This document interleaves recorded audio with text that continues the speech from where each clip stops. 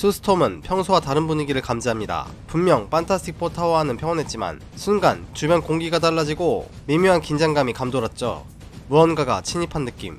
그녀는 망설임 없이 프랭클린이 있는 방으로 달려갑니다. 문을 여는 순간 그곳엔 한 남자가 서 있었습니다. 마치 처음부터 그 자리에 있었던 것처럼 빛도 없고 소리도 없이 공기마저 멈춘 듯한 존재였죠.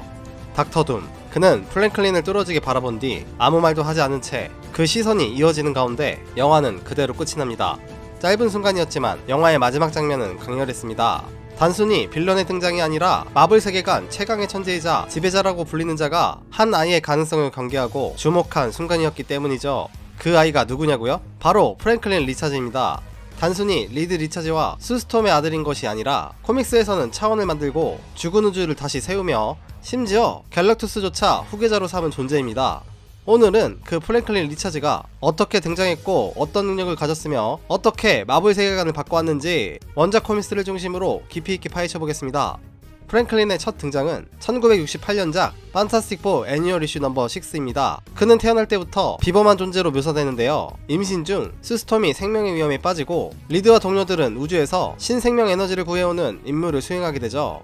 이 시점부터 이미 프랭클린의 탄생이 보통 아기들과는 다르다는 걸 암시하고 있었죠. 태어난 그는 곧바로 텔레파시, 현실 왜곡, 정신가능 능력을 드러냅니다.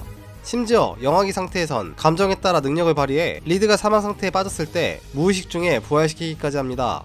이런 장면은 1982년작 판타스틱 4 245에서도 등장합니다. 그는 그냥 울음을 터뜨렸을 뿐인데 죽은 리차즈를 살려내버리죠. 이 사건 이후 엑스맨의 프로페서 X와 리드는 이 아이가 단순한 뮤턴트가 아닌 전 우주의 위험인자임을 깨닫게 되죠.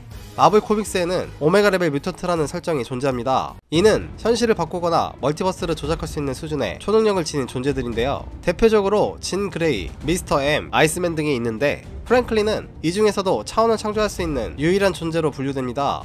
공식 마블 핸드북과 엑스맨 블루 3에서는 그의 능력을 신과 동등한 수준으로 설명합니다. 그는 꿈만 꿔도 그 내용이 현실이 되고 감정이 요동치면 세계의 구조 자체가 뒤틀립니다.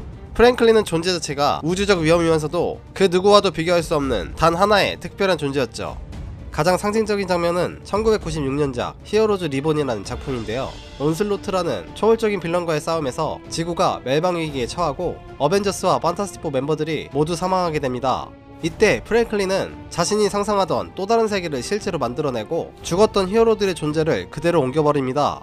그가 창조한 이 새로운 차원, 그게 바로 히어로즈 리본 유니버스라고 합니다. 2001년작 판타스틱 4 볼륨 3에서는 갤럭투스가 프랭클린에게 이렇게 말합니다. 이 대사는 단순한 칭찬이 아닌데요.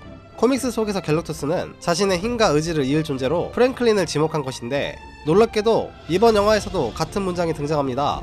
이는 영화와 코믹스를 연결하는 가장 상징적이고 결정적인 장면 중 하나입니다.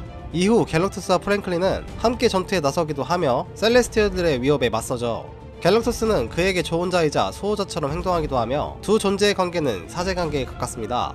90년대의 이벤트 작품 데이즈 오브 퓨처 프레젠트에서는 성장한 미래의 프랭클린이 등장합니다. 이 프랭클린은 현재의 시간선에 등장해 과거의 자신과 접촉하고 멀티버스를 재편하려는 움직임을 보입니다. 그는 시간의 흐름을 바꾸고 미래의 히어로들을 이끄는 지도자로 성장했으며 당시 엑스맨, 뉴 뮤턴츠, 판타스틱 4, 엑스펙터 등이 모두 등장하여 수많은 히어로 팀들이 총출동해서 그를 막으려 했습니다. 그만큼 프랭클린의 힘은 히어로 전체 연합이 나서야 할 만큼 위협적인 수준이었죠. 2011년작 FF 볼륨 1에서는 청소년으로 성장한 프랭클린이 리더로서 활동하게 됩니다. 그는 다른 천재 아이들과 함께 퓨처 파운데이션을 이끌며 차원간 균열을 봉합하고 멀티버스를 감시하며 기존 영웅들조차 이해하지 못하는 존재들과 접촉하게 됩니다. 이 시기에 프랭클린은 책임감을 갖고 능력을 컨트롤하는 모습이 강하게 나타나며 우주적 존재로서 성장하는 중간 단계로 볼 수 있습니다.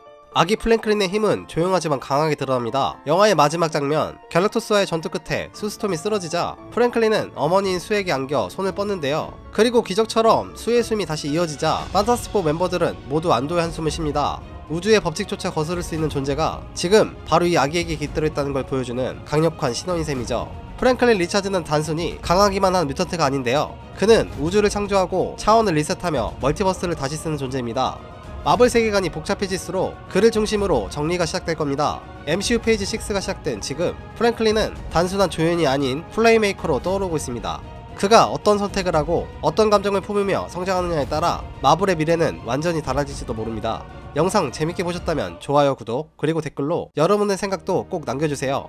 시청해주셔서 감사합니다. 지니무비였습니다.